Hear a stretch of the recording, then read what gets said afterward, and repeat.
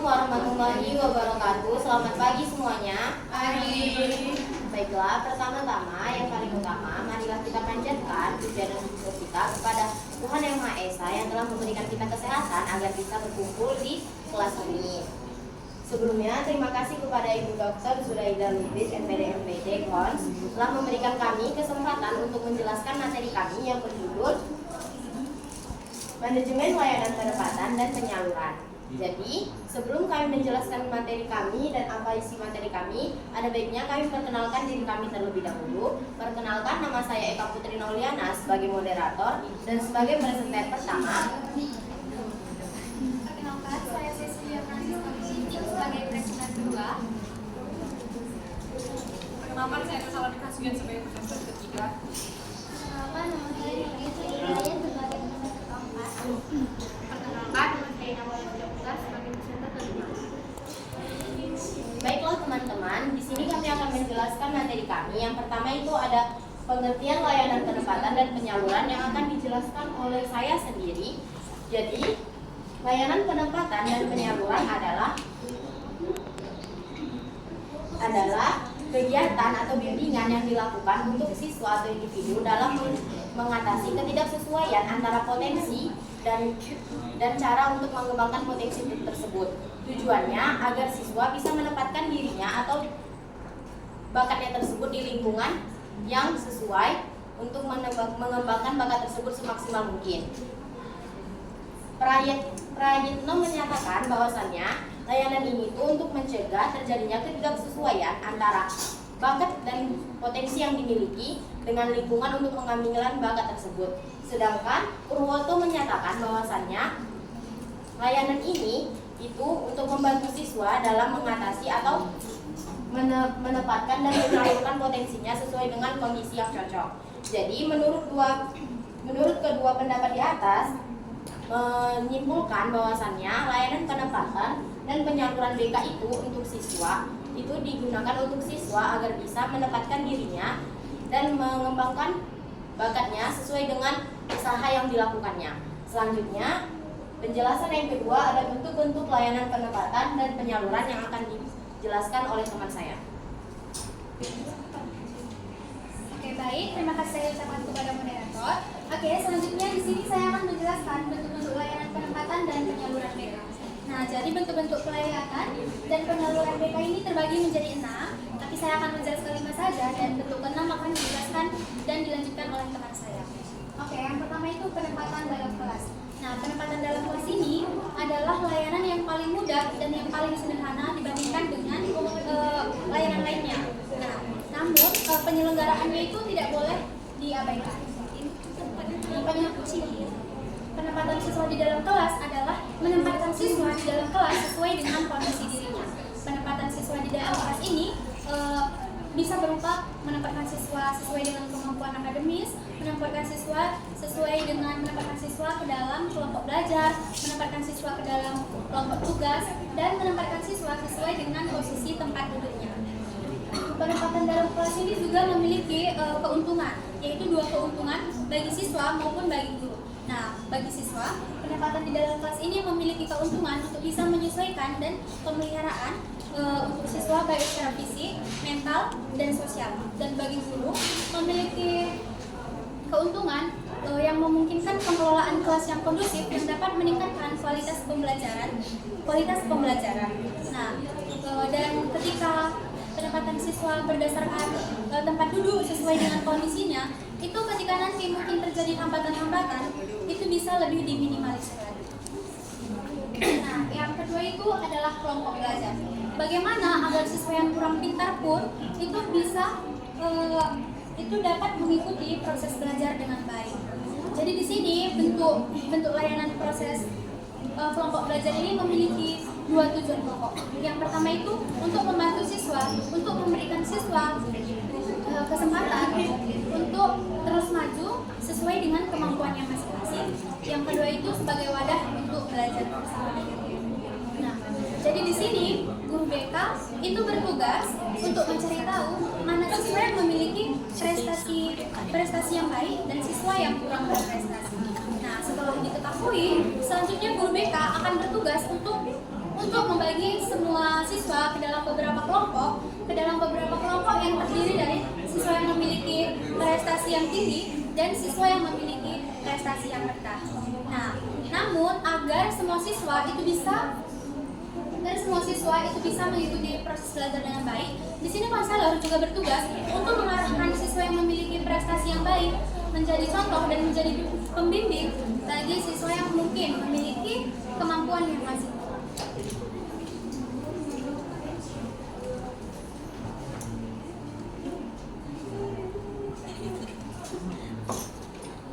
Yang ketiga itu penempatan dan penyaluran dalam kegiatan ekstrakurikuler. Nah, jadi di sini membantu siswa dalam menunjang ketercapaian kegiatan ekstrakurikuler. Nah, jadi di sini bagi siswa yang memiliki minat dan bakat itu bisa disalurkan melalui kegiatan ekstrakurikuler. Nah, contohnya ketika ada siswa yang suka bernyanyi, itu bisa disalurkan pada kegiatan ekstrakurikuler vokal, paduan suara.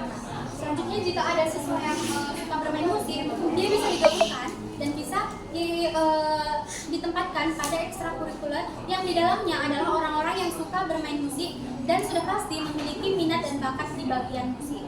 Nah, contoh yang ketiga itu misalnya ada siswa yang suka menari, suka melukis, itu bisa dimasukkan dan bisa ditempatkan pada ekstrakurikuler semua. Selanjutnya yang keempat itu adalah penempatan dan penyaluran jurusan yang tepat untuk siswa. Nah, jadi di sini siswa sudah pasti dihadapkan pada program studi yaitu jurusan IPA, IPS bagi mereka yang akan duduk di SMA. Nah, selain itu ada juga penjurusan untuk SMA. Nah, jadi di sini terkadang mungkin karena banyaknya jurusan yang ada di SMA dan juga terlebih-lebih itu di SMK, maka siswa mungkin bingung masuk ke mana, yaitu cocoknya masuk ke jurusan yang mana. Nah, jadi di sini guru guru membimbing agar siswa bisa menemukan pilihan mereka. Nah, jadi di sini mungkin guru bisa memberikan solusi bagi siswa untuk memberitahu informasi itu seperti misalnya, nah dia mengarahkan siswa untuk masuk kepada jurusan IPS. Nah, jadi ketika siswa ini masuk dalam jurusan IPS, mungkin nantinya jika dia melanjutkan pendidikan yang lebih tinggi lagi, itu dia bisa mendaftar jurusan seperti ekonomi, manajemen, pendidikan geografi dan lain sebagainya. Dan ketika siswa diarahkan kepada jurusan IPA, mungkin nantinya saat dia melanjutkan ke perguruan tinggi, dia bisa mengambil jurusan farmasi, dokter, pendidikan fisika, kimia dan lain sebagainya.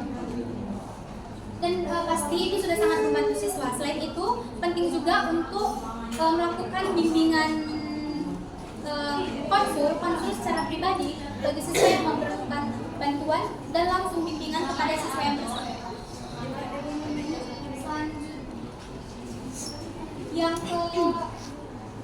Yang kelima itu pendidikan lanjutan atau sekolah sambungan. Nah, jadi pendidikan lanjutan atau sekolah sambungan ini bisa kita pahami secara singkat, yaitu artinya adalah pendidikan yang kita tempuh setelah pendidikan sebelumnya. Nah, jadi mungkin teman-teman sudah bisa tergambar di pikiran teman-teman bagaimana yang saya maksud. Nah, contohnya itu ketika tadi kita SD. Nah, setelah SD sudah pasti kita menempuh pendidikan ke SMP. Setelah SMP sudah pasti kita menempuh pendidikan di SMA. Nah, dan setelah SMA ketika kita ingin melanjutkan ke pendidikan yang lebih tinggi lagi, misalnya ke perguruan tinggi, itu kita bisa memilih selanjutnya kita akan menempuh pendidikan yang lebih tinggi dan pendidikan yang lebih baik lagi untuk menunjang masa depan yang lebih cerah. Nah, jadi di pendidikan lanjutan dan sekolah sambungan ini, sekolah yang bersangkutan sudah pasti akan membantu siswa untuk menemukan pilihannya ke jenjang pendidikan yang lebih tinggi yang dia inginkan. Oke, jadi sekian 5 bentuk layanan penempatan dan penyaluran BK yang dapat saya sampaikan. Bentuk selanjutnya akan dilanjutkan oleh teman saya. Sekian yang dapat saya sampaikan. Terima kasih. Saya kembalikan kepada moderator. Terima kasih buat moderator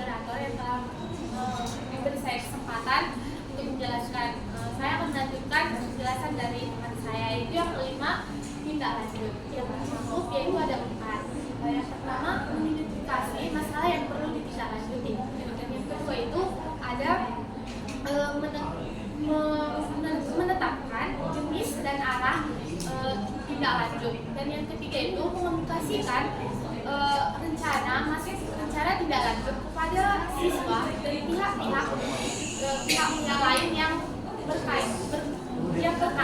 Dan yang keempat itu ada mengomunikasikan rencana tidak lanjut. Dan yang keenam itu ada laporan yang meliputi, yaitu yang pertama menyusun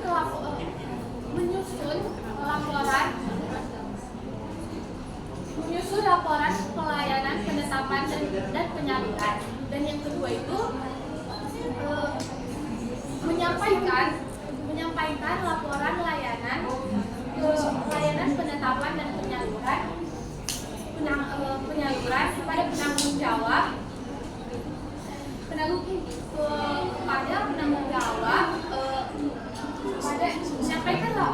menyampaikan laporan kepada pihak-pihak yang terkait sebagai penanggung jawab utama layanan bimbingan dan konseling. Dan yang ketiga itu mendokumentasikan laporan. Oke. Dan selanjutnya ada penilaian layanan penetapan dan penyaluran. Yang pertama itu penilaian jangka pendek ataupun yang disebut jangka pendek, itu disebut penilaian dalam jangka waktu tertentu, atau disebut juga dengan waktu 1 minggu sampai dengan 1 bulan. Selain itu, jenis layanan. Setelah itu, jenis layanan atau kegiatan pendukung konseling diselenggarakan untuk menyampaikan layanan kepada pihak-pihak yang terkait dan layanan untuk bimbingan konseling. Dan yang kedua itu penilaian jangka panjang atau disebut juga landmark, yaitu penilaian dalam waktu tertentu juga yang disebut juga dengan 1 bulan sampai dengan 1 semester. Setelah satu atau beberapa layanan dan kegiatan konseling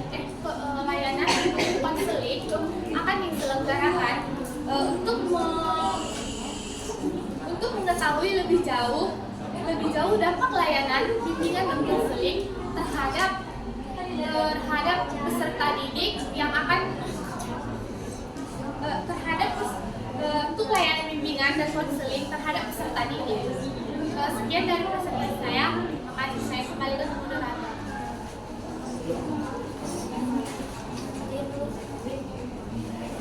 Ya. Baiklah, setelah mendengarkan penjelasan dari presenter kita, di sini kami akan menayangkan video tentang layanan penetapan dan penyaluran di BK.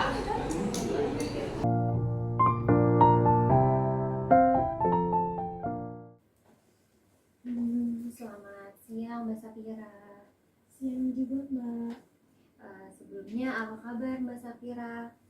Alhamdulillah kabar baik. Gimana Mbak sendiri kabarnya? Alhamdulillah saya baik juga. Nah sebelumnya nih biar kita lebih akrab, Mbak Safira biasanya dipanggilnya dengan nama apa? Gak apa sih Mbak, panggil Safira aja. Oh panggil Mbak Safira aja ya? Iya. Kalau boleh tahu Mbak Safira sekarang lagi sibuk apa? Itu kan sekarang saya cuma lagi sibuk kuliah aja sih Mbak. Lagi kuliah? Iya. Kalau boleh tahu udah semester berapa? Alhamdulillah sekarang saya lagi semester 4. Oh udah semester 4, berarti Ya. 4 semester lagi ya? Iya betul, insya Allah. Oke, kalau gitu Mbak Safira, sebelumnya nih kita kan udah komunikasikan, udah kontek-kontekan gitu kan lewat chat. Kalau hari ini tuh kita mau ngadain konseling di hari ini. Nah sebelumnya apa Mbak Safira udah pernah melakukan konseling? Belum Mbak, ini juga pertama kali saya melakukan konseling. Jadi ini pertama kalinya ya Mbak Iya. Safira melakukan konseling. Oke, nah kalau gitu apa saya harus menjelaskan tentang apa itu konseling biar lebih Mbak Safira lebih tahu lagi nih tentang apa sih konseling? Perlu kan Boleh Mbak? Mbak, dijelaskan saja lagi. Oke, jadi saya jelaskannya singkat aja gitu ya. Iya. Jadi konseling itu kayak suatu proses pemberian bantuan gitu oleh konselor atau guru BK juga bisa kepada klien atau individu kayak gitu. Nah, konselornya ini saya dan kliennya ini Mbak Safira untuk menangani masalah klien kayak gitu. Nah, tujuannya apa? Tujuannya ini tuh untuk mengembangkan kehidupan efektif sehari-hari Mbak Safira dan menangani kehidupan efektif sehari-hari Mbak Safira yang terganggu kayak gitu. Nah, terus juga nih di dalam konseling ini itu tuh ada yang namanya asas kerahasiaan. Asas kerahasiaan itu kayak jadi tuh Mbak Safira nggak perlu takut, nggak perlu khawatir karena di dalam konseling itu tuh tadi ada asas kerahasiaan. Jadi Mbak Safira tuh masalahnya cuma saya dan Mbak aja gitu yang tahu. Nah, tapi sebelumnya karena ini buat tugas saya juga, jadi boleh izin untuk merekam. Oh ya, nggak apa-apa Mbak, silakan. Terima kasih sebelumnya ya Mbak. Iya. Nah, kalau kayak gitu sebelum kita konseling juga kita lakuin kontrak dulu ya. Kontrak konseling di sini tuh maksudnya batas waktu untuk konseling kita hari ini. Nah, kalau boleh kurang lebih kita ngelakuin konseling ini tuh kurang lebih 30 menit waktunya. Gimana Mbak Safira, setuju atau enggak? Setuju Mbak. Setuju ya, berarti kalau misalkan lebih dari 30 menit kita bisa lakuin konselingnya di lain hari gitu. Boleh kan Mbak? Setuju? Setuju Mbak. Oke, kalau gitu yang sempat tadi saya katakan di awal tuh kalau kita udah komunikasi nih lewat chat, lewat WA bahwa hari ini kita akan konseling. Nah, jadi di situ saya akan memberikan pelayanan berupa layanan penempatan dan penyaluran. Dimana tujuan dari layanan penempatan dan penyaluran ini tuh untuk mengembangkan potensi individu agar sesuai gitu sama keadaan kondisi lingkungan yang individu itu tempati. Jadi kayak untuk Mbak Safira nih, untuk mengembangkan potensi Mbak Safira agar bisa sesuai gitu sama lingkungan yang Mbak Safira tempati ini sekarang kayak gitu. Nah, jadi apa nih yang bisa saya bantu Safira, mau cerita apa? Jadi gini Mbak, saya itu akhir-akhir ini ngerasa bingung gitu dengan diri saya sendiri. Bingung kayak gimana maksudnya? Jadi saya bingung Mbak, kan sini saya masih kuliah ya, tapi saya juga pengen gitu kuliah sambil kerja. Jadi Mbak Safira bingung, Mbak Safira pengen kuliah sambil kerja kayak gitu. Iya Mbak, tapi yang saya bingung di sini orang tua saya tuh inginnya saya kerja di sekolah gitu Mbak, jadi guru. Jadi Mbak Safira tuh pengen kuliah sambil kerja, tapi orang tua bilang kerjanya tuh di dunia pendidikan itulah ya, di sekolah buat jadi guru kayak gitu ya. Iya Mbak. Kalau boleh tahu emang Mbak Safira kan kuliah jurusannya ambil jurusan apa? Ini saya kuliah ngambil jurusan seni. Oh, ambil seni, Masya Allah. Jadi apa nih yang membuat Mbak Safira bingung? Iya, jadi saya bingung Mbak, saya kan ambil kuliah jurusan seni. Nah, saya merasa potensi saya pun adanya di seni gitu. Tapi kalau misalkan jadinya, kalau misalkan orang tua saya nyuruh saya jadi guru, saya merasa bahwasanya saya belum bisa gitu, belum siap. Oke, jadi Mbak Safira tuh bingung mau kuliah sambil kerja. Orang tua maunya kuliah kerjanya di pendidikan jadi guru, sementara Mbak Safira ngerasa potensi saya tuh adanya di seni, jadi nggak bisa untuk jadi guru kayak gitu ya. Iya Mbak, bener. Jadi saya bingung Mbak, saya harus gimana nanti. Kalau dari hati Mbak Safira sendiri ada gak sih pengen minat untuk jadi guru tuh? Sebetulnya untuk minat atau enggaknya jadi guru, saya berminat sih Mbak jadi guru.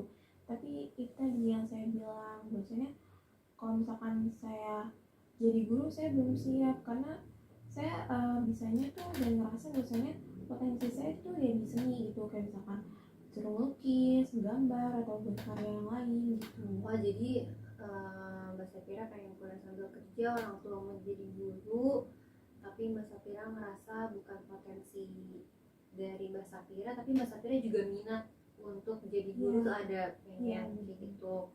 Nah kalau boleh tahu ada gak sih keinginan Mbak Safira nih untuk selain jadi guru tuh kerja di mana gitu, ada gak? Kalau itu sih belum ada sih Mbak. Soalnya saya juga pengennya tuh ikutin apa yang orang tua saya mau gitu. Ya, jadi menurut Mbak gimana ya?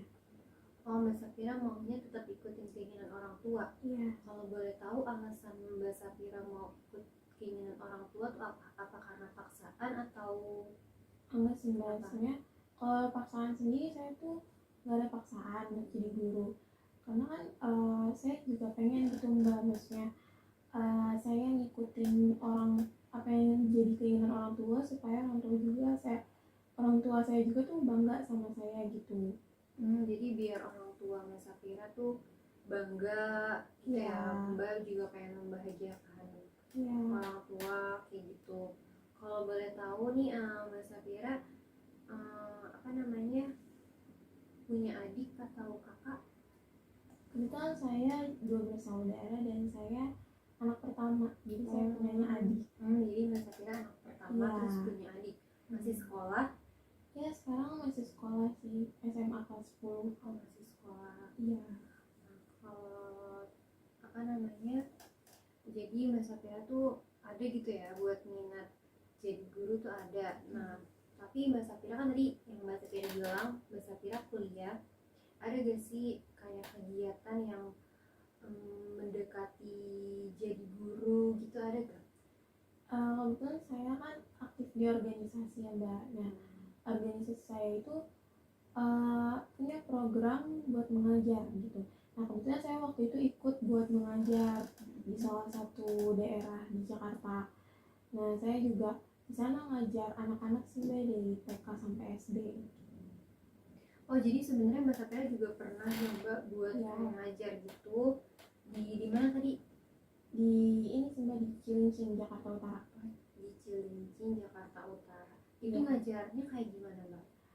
Ngajar biasanya sih Mbak, kayak misalkan ada games nih, terus gamesnya tuh kayak tentang ilmu pengetahuan, terus kita juga ngajar anak-anak buat berhitung, terus membaca juga, menulis, kayak gitu-gitu.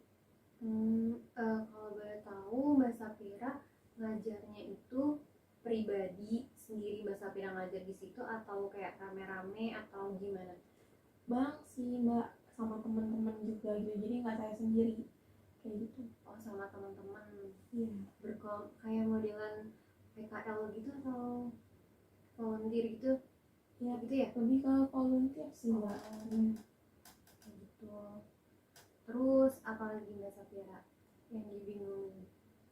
Mbak saya tuh bingung, kayak saya harus apa gitu, apakah saya bisa jadi guru atau gimana.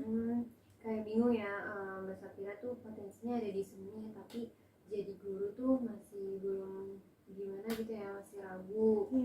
Nah kalau menurut saya sih kan gimana ya, yang namanya kita baru coba sesuatu yang baru gitu kan, pasti kan ada aja gitu ragunya, khawatirnya, takut nggak bisa ini, takut nggak bisa itu, kayak gitu kan. Nah tapi tuh khawatir takutnya ini tuh kayak kita bisa lawan gitu loh Mbak. Caranya tuh dengan apa? Kayak kita coba nih tadi latihan-latihan kecil dulu, kayak Mbak Safira nih alhamdulillahnya kan udah coba untuk kayak gimana sih ngajar tuh buat apa dari ikut volunteer ini tuh kayak gitu kan. Terus mungkin Mbak Safira juga kan punya adik masih sekolah, nah Mbak Safira bisa kayak coba untuk ngajarin adiknya, kayak ngajarin mulai dari PR kayak gitu. Terus juga apa namanya, Mbak Safira juga bisa deh nih apa sih, atau kayak di kaca gitu kan, di kaca coba-coba jadi guru kayak gitu. Terus juga kalau untuk bingung bisa atau enggaknya jadi guru, menurut saya sih bisa ya, menurut saya, karena kan di apa sih, guru itu kan ada guru kayak matematika, guru bahasa Arab, guru bahasa Indonesia, kayak banyak gitu kan. Mbak Safira bisa nih untuk masuk menjadi guru di seni budaya kayak gitu, karena kan Mbak Safira nih masuknya potensinya ada di seni, jadi Mbak Safira bisa kalau untuk jadi guru tuh di seni budaya gitu. Tapi ini dari Mbak Safira sendiri, gimana menurut Mbak Safira? Mbak Safira minat nggak untuk jadi guru seni budaya? Minat sih Mbak, karena kan satu saya juga ngambil jurusan seni gitu, terus di satu sisi juga orang tua saya inginnya saya jadi guru gitu. Mungkin kalau misalkan dikolaborasikan jadi guru seni budaya, insya Allah bisa sih Mbak. Bisa kan? Jadi iya, kayak misalkan nih Mbak Safira udah jadi guru seni budaya, kan bisa tuh kita ngajarnya kayak cara gimana sih cara gambar, gimana sih cara melukis yang baik, kayak gitu kan Mbak. Terus juga tapi kayak Mbak Safira, jadi kan Mbak Safira tadi mau jadi guru minat juga kan, minat juga, nggak paksaan. Jadi bisa deh Mbak Safira punya potensinya di seni, terus Mbak Safira juga ikut kemauan orang tua buat jadi guru, jadi bisa jadi guru seni budaya kayak gitu sih Mbak, menurut saya ya. Gitu. Terus juga kan pasti seru juga kan Mbak, kita ngajar tapi ngajarnya tuh sambil bermain karena menggambar kayak gitu. Iya sih Mbak. Kalau gitu mungkin nanti saya akan mencoba belajar untuk magang, mungkin mengikuti magang jadi guru seni budaya. Siapa tahu mungkin jadinya nanti bisa dan mengembangkan potensi saya. Iya sih, bener-bener bisa Mbak Safira bisa nih coba. Kalau misalkan Mbak Safira masih takut untuk jadi guru, kalau misalkan takut untuk jadi guru sih pasti emang takut sih ya. Maksudnya kan kita terjun gitu kan, tapi alhamdulillahnya tadi saya bilang Mbak Safira udah pernah nyoba untuk jadi volunteer ya tadi, volunteer, atau Mbak Safira bisa ngajarin adik Mbak Safira juga untuk kayak Mbak Safira ini seolah-olah jadi guru kayak gitu. Nah makanya menurut saya juga Mbak Safira bisa coba nih magang dulu aja, magang coba-coba di sekolah ini untuk coba lamar jadi guru seni budaya kayak gitu. Tapi Mbak, kalau misalkan jadi guru itu kan jangkanya mungkin jangka panjang ya.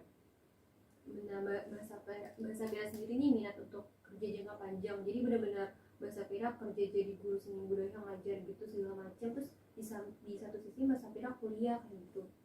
Mbak Safira sanggup gitu maksudnya?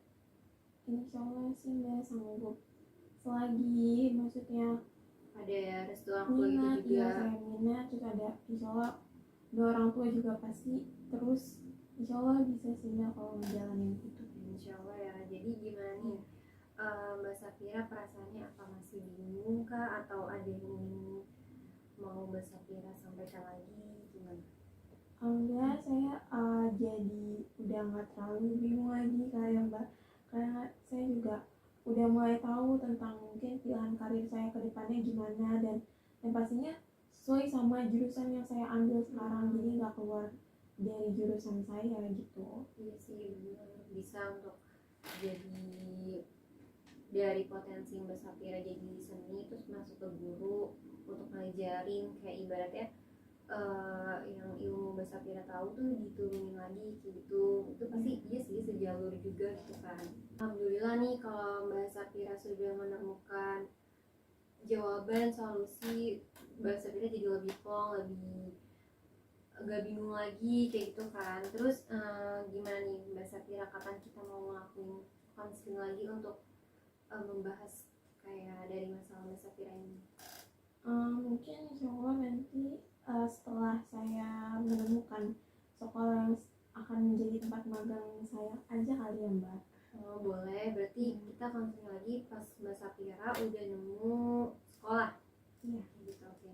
Berarti saya tunggu kabar dari Mbak Safira ya. Iya Mbak. Sebenarnya saya berterima kasih kepada Mbak Safira karena udah datang ke rumah saya ini jauh-jauh untuk melakukan konseling gitu. Iya, sama-sama Mbak, saya juga jadinya konseling di sini gitu kan, udah mau percaya juga sama saya, terima kasih juga gitu. Kalau gitu saya langsung pamit pulang ya, nanti saya tunggu kabar dari Mbak Safira lagi.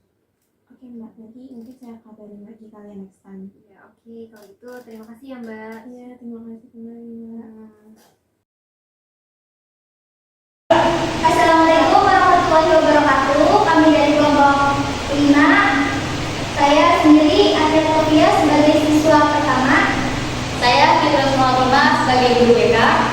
Saya Sinta Katana sebagai siswa kedua. Saya Dania Fitrastia sebagai guru kelas. Saya Reni Sintelia sebagai siswa yang bermasalah. Saya Ferdo Kamarendra sebagai siswa ketiga. Kami di sini akan mempraktekkan pelayanan penempatan dan penyaluran mata kuliah konseling format khusus. Selamat menonton. Aduh, males banget lagi. Pelajaran ini sama. Ya, gue galak banget.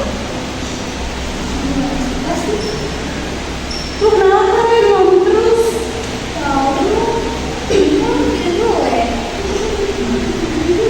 Bukan gitu. Gue tuh lagi bingung sekarang.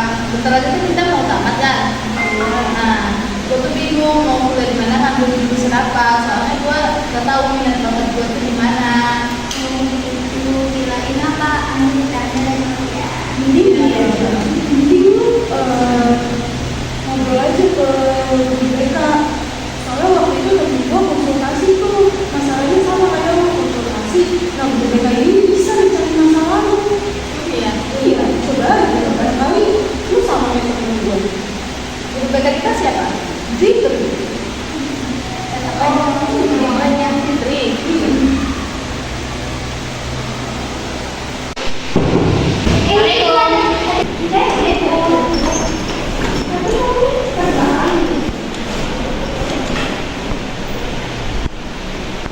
Assalamualaikum warahmatullahi wabarakatuh. Waalaikumsalam warahmatullahi wabarakatuh. Silakan diisi dulu ya bangku yang kosong. Baik, Bu.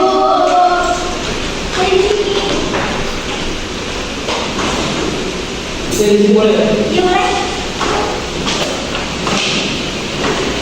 Bagaimana kabarnya hari ini anak-anak? Baik, Bu. Baik, Bu. Oke, sebelum memulai pembelajaran, Ibu mau absen terlebih dahulu ya. Iya. Bu. Sinta, Hadir, Bu. Atin, hadir Bu. Ferdi, Hadir, Bu. Reni, Iya, Bu, ada. kenapa kamu nak? Gak apa-apa, Bu. Bu, dia lagi ada masalah, jadi dia cerita sama saya. Bener Bu, dia tadi curhat ke kita ya. Iya, tadi dia Dari tadi juga saya liatin mau terus, Bu. Diem, Bu. Kenapa lagi? Coba cerita. Iya, Bu. Saya lagi kebingungan aja, Bu. Coba mending jelasin aja, Ren, daripada ngomong-ngomong terus. Jadi gini, Bu, saya kan bingung mau milih jurusan apa. Soalnya saya belum tahu minat bakat saya itu apa. Coba aja kamu nanti jam istirahat ke ruangan BK. Kali aja guru BK bisa membantu apa yang kamu rasakan. Iya, Bu. Tadi juga disarankan sama Adin sama Sinta buat ke guru BK. Oke, kita mulai ya pembelajaran hari ini. Iya, Bu. Buka PDF yang Ibu kirim ya. Baik, Bu. Baik, coba Ibu.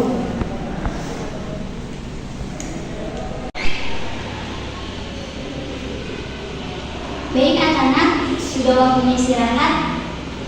Kita tutup ya pembelajaran hari ini. Wassalamualaikum warahmatullahi wabarakatuh. Waalaikumsalam warahmatullahi wabarakatuh. Terima kasih Ibu. Terima kasih, Ibu. Sama-sama. Guys, temenin gua ke ruangan BK yuk. Gua aja. Lu mau ngapain? Langsung aja, Bu, sini. Yuk, aja. Yuk, oke, sudah. Terus.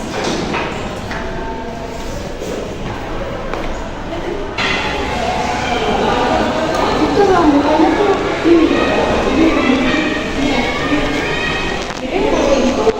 lu sendiri nggak apa-apa kan? Kita tinggal kantin dulu. Sukses. Sudah.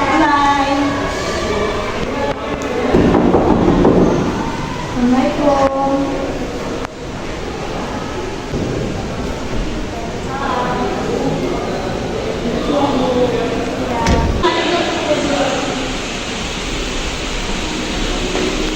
Di sini nggak lo? Nggak apa-apa, duduk aja.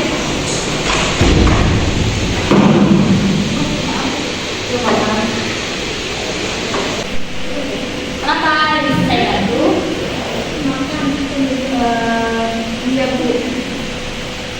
Kayaknya kamu lagi kurang baik ya. Gimana perasaan kamu hari ini? Ya Bu, perasaan saya kurangnya kan saya hari ini bingung Bu. Bingung. Kalau boleh saya tahu, kenapa tuh bingungnya? Coba jelasin aja ke papa. Karena dalam layanan bimbingan konseling ini kita sangat menjunjung tinggi asas kerahasiaan. Jadi kalau misalkan kamu jelasin itu pasti berjalan kerahasiaannya. Iya Bu, jadi kebetulan kan saya mau tamat. Nah, saya tuh bingung untuk milih jurusan apa. Soalnya saya belum tahu nih yang jurusan saya itu ada di mana. Oh, nggak masalah kok kalau misalkan kamu masih bingung tentuin minat bakat ataupun jenjang kamu berikutnya, karena itu hal yang emang wajar dirasain sama murid-murid. Gak cuma kamu doang sih, itu banyak teman-teman juga.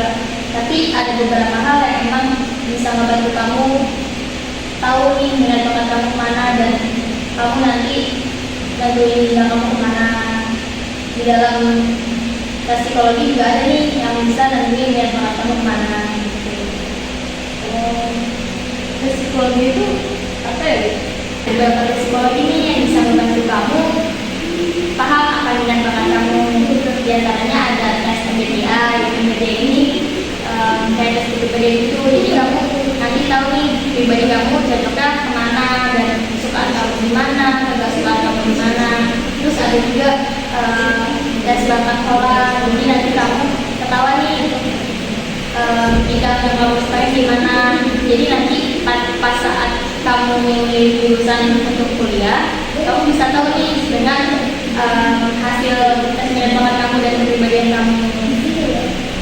Oh, begitu ya Bu. Jadi itu nanti saya akan terpilih juga mengenai dalam tentang kesenian bakat dan generasi tadi.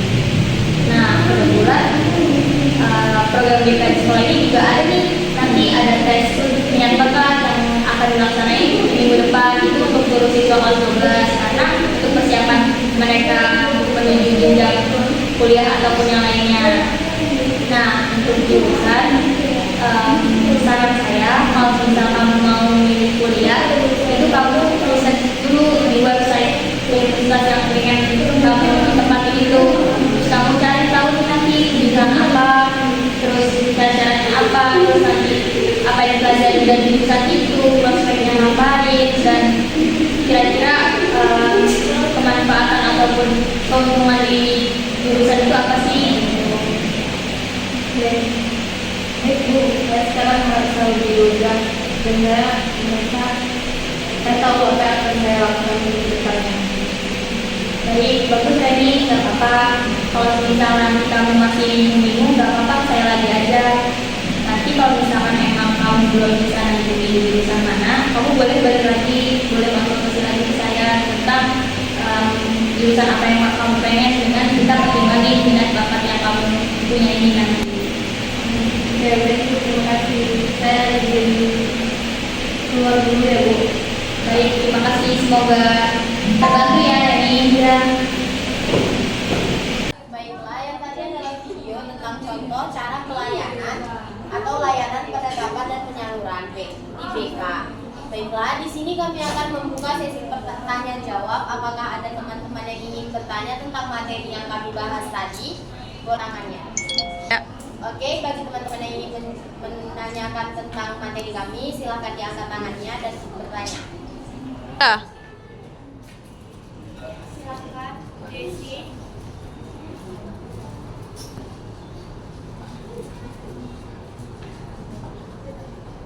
Terima kasih untuk kesempatannya. Perkenalkan saya Desi Simanjuntak dari kelompok 1. Pertanyaannya, bagaimana jika minat dan bakat siswa itu gak sinkron atau saling bertentangan? Kan gak jarang kita dengar ada orang yang berminat dalam bidang tertentu, tapi sebenarnya dia gak bakat dalam bidang itu. Ada juga orang yang berbakat dalam bidang tertentu, tapi dia gak berminat dalam bidang itu. Jadi menurut layanan penempatan dan penyaluran ini, yang mana yang harus diutamakan? Minat atau bakatnya? Kesenangannya atau kemampuannya? Kalau dia memilih kesenangannya, dia gak mampu dalam bidang itu. Kalau misalnya dia memilih kemampuannya, dia gak minat atau gak bahagia dalam bidang itu. Terima kasih. Baik, terima kasih kepada Desi telah memberikan kami pertanyaannya. Kemudian, apakah ada pertanyaan lagi, teman-teman? teman-teman boleh diangkat tangannya.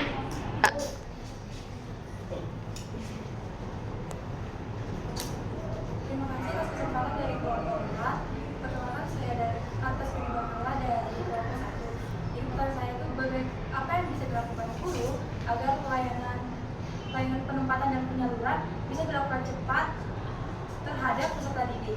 Sesuai dengan pertanyaan Desi, dari banyaknya kesenangan dan minat bakat, bagaimanakah guru bisa melakukan penempatan dan penyaluran terhadap peserta didik tersebut? Terima kasih. Baiklah, terima kasih kepada Anda sudah memberikan kami pertanyaan. Teman-teman, izinkan kami untuk mendiskusikan pertanyaan-pertanyaan yang teman berikan tadi.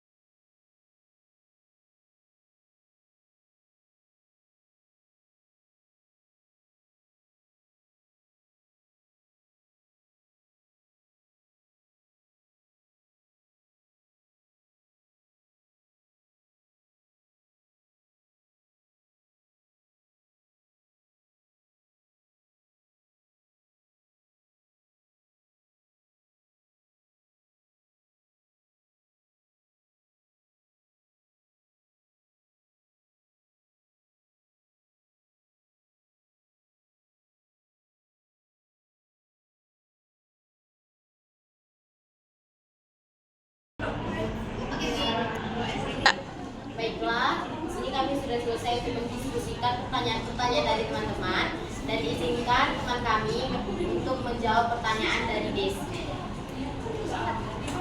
Di sini saya akan menjawab pertanyaan Desi. Pertanyaannya itu, ketika minat siswa tidak sejalan dengan bakatnya, apa yang diutamakan dalam pelayanan penempatan dan penyaluran keinginan siswa atau kemampuan yang sebenarnya? Oke, ini ada beberapa pendekatan. Yang pertama itu harus keseimbangan minat dan bakatnya. Jadi layanan penempatan dan penyaluran harus mempertimbangkan kedua aspek ini, di mana minatnya itu harus bisa memotivasikan belajar dan perkembangan mereka. Sementara kalau bakat itu harus sesuai dengan bakatnya, sehingga dia bisa meluangkan keberhasilannya. Nah, yang kedua itu ada yang kedua itu ada pengembangan minat. Di mana terkadang minat siswa ini harus berkembang seiringnya dengan waktu.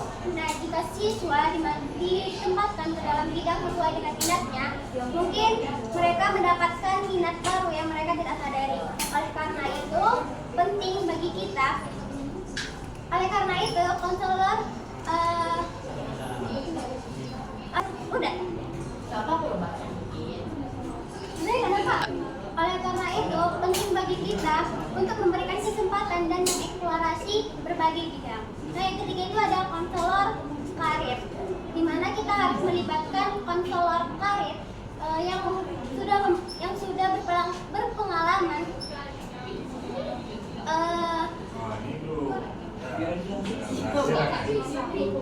yang ketiga itu ada konselor karir, di mana kita harus melibatkan konselor karir yang sudah berpengalaman, sehingga dapat membantu siswa untuk memahami potensinya dan dapat menghubungkan dengan kedua pihak minat dan bakatnya. Oke, cukup sekian jawaban saya kembalikan ke moderator. Baiklah, terima kasih kepada teman saya sudah menjelaskan tentang pertanyaan dari Desi tadi. Apakah ada tambahan pertanyaan atau sudah jelas? Sudah jelas, terima kasih. Oke, selanjutnya akan dijelaskan oleh teman saya untuk pertanyaan Arta. Ya. Jadi di sini saya akan menjawab pertanyaan dari saudari Arta. Apa yang dapat dilakukan agar layanan penempatan dan penyaturan lebih cepat dan tidak membuat orang menunggu lama?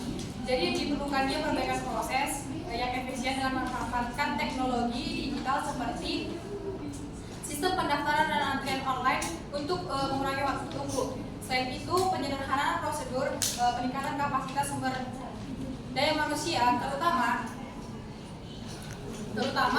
pada jam sibuk, sangat penting agar pelayanan bisa dapat berjalan dengan lancar. Yang kemudian itu komunikasi yang jelas dan transparan. Jadi mengestimasi waktu serta tahapan layanan juga membantu mengelola ekspektasi pengguna. Nah, yang terakhir itu evaluasi rutin dan perbaikan berkelanjutan berdasarkan masukan pengguna agar memastikan layanan tetap sesuai dengan ekspektasi pengguna tersebut. Apakah saudari Arta dapat menerima jawabannya? Terima kasih. Saya kembalikan ke moderator.